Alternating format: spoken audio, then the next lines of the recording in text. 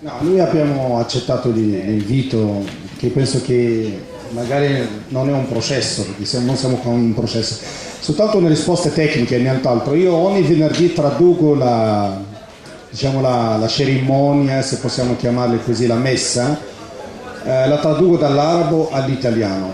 E in moschea abbiamo parecchie nazionalità che non parlano arabo, gran parte di quelli che provengono dall'Africa, dal Kosovo, Montenegro, Albania, tutti questi fratelli non parlano arabo, allora parliamo italiano, quindi in moschea parliamo italiano e arabo, evidentemente perché il rituale si fa in arabo, quindi non è vero che noi parliamo soltanto arabo fra di noi, le prossime generazioni sicuramente parleranno più di noi italiano, perché anche noi appena siamo sbarcati nel nostro paese sarà un po' difficile dimenticare la nostra madrelingua, è un po' difficile per noi, dovete capirlo, però le nostre future generazioni magari non parleranno arabo, ma parlano soltanto italiano.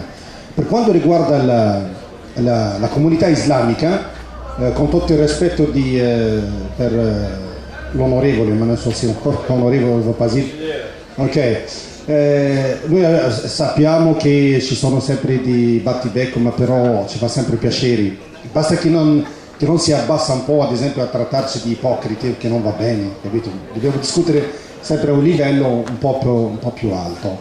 Riguardo la bandiera italiana, innanzitutto la comunità islamica, punto, non mi piace, perché la nostra comunità non si chiama la comunità islamica, si chiama la comunità islamica del Friuli, questo lo sanno tutti, quindi questa qua è una componente di questa zona, quindi appartiene al Friuli.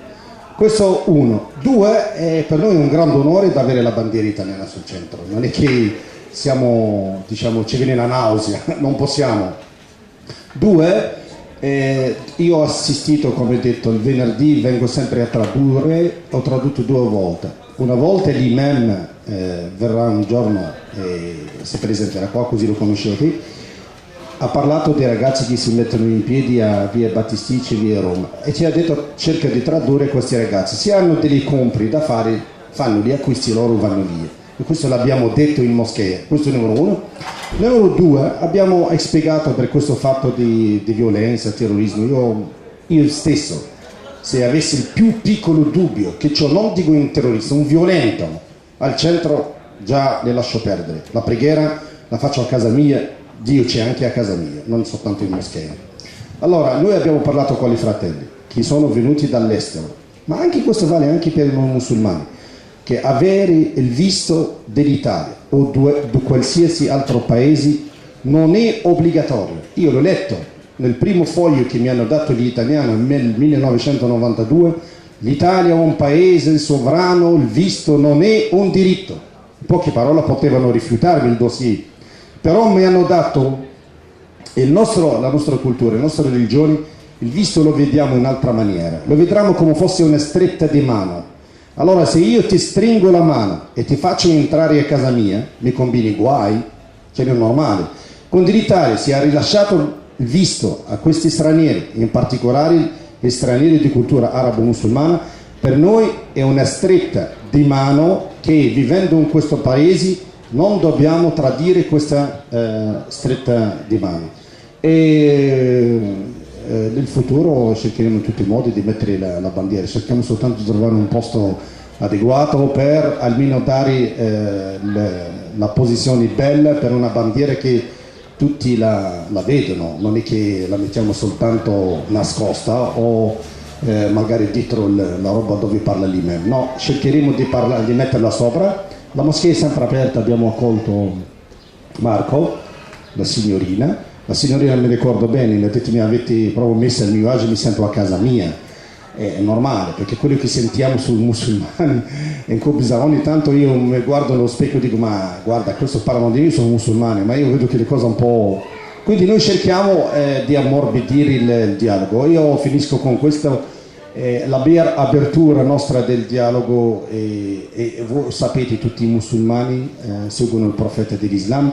Il profeta dell'Islam ha avuto un maschietto che si chiama Ibrahim, è morto alle 3 anni, all'età di 3 anni l'ha avuto con una donna cristiana coptis, quindi già questo non serve parlare di dialogo. Prima, dai, erano tutti coptis. No, il profeta l'ha sposata Va bene, siamo abituati. Ora è un fatto storico questo, è un fatto storico. Ok, no, vabbè, no. Non date l'ignoranza ai cittadini. Ok, il discorso è questo, il dialogo che noi abbiamo, ma anche nel Corano, perché io penso che conosco il mio libro meglio di qualcun altro, cioè solo con le armi, abbiamo un versetto che parla وَأَهْلِ الْكِتَابِ جَادِلْهُمْ بِالَّتِي أَحْسَنُ. La gente di libro dialoga con loro con saggezza, sarebbe gente di libro si riferisce agli ebrei, agli cristiani, quindi un dialogo quasi diciamo obbligatorio, questo è il dialogo fra.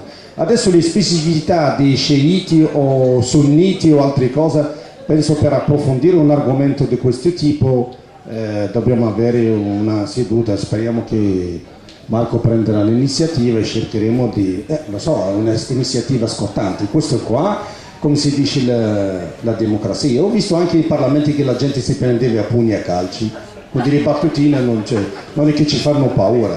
Questo è, noi purtroppo, Pasini deve capire una cosa, che noi veniamo dei paesi di dittatura, questo è vero, non abbiamo nemmeno il diritto di aprire bocca. Già il fatto io che mi danno la possibilità di microfono, di parlare con gli italiani, guardo un grande piacere. E ve lo dico sinceramente, non ho questa opportunità nel mio proprio paese, cioè questo è verissimo.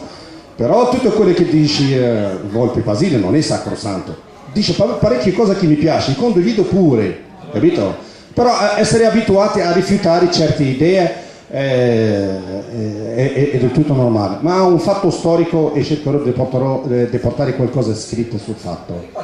No, di questo matrimonio fa il profeta. I musulmani vengono dopo Maometto, prima erano tutti copti, quindi è normale che sposi una donna di un'altra religione, non c'era l'Islam, non c'era nel 633.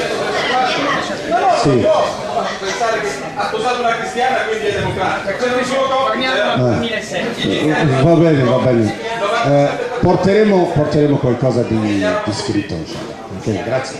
Una volta tanto che siamo noi occidentali a non anticipare la discussione, ci pensi tu a tornare a 1300, dai, a tornare a 1300 anni fa.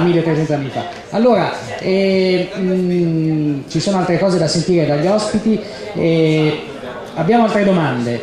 Io faccio parlare prima la signorina, se permetti, poi molto volentieri a te e poi al signore che me l'aveva prenotata prima.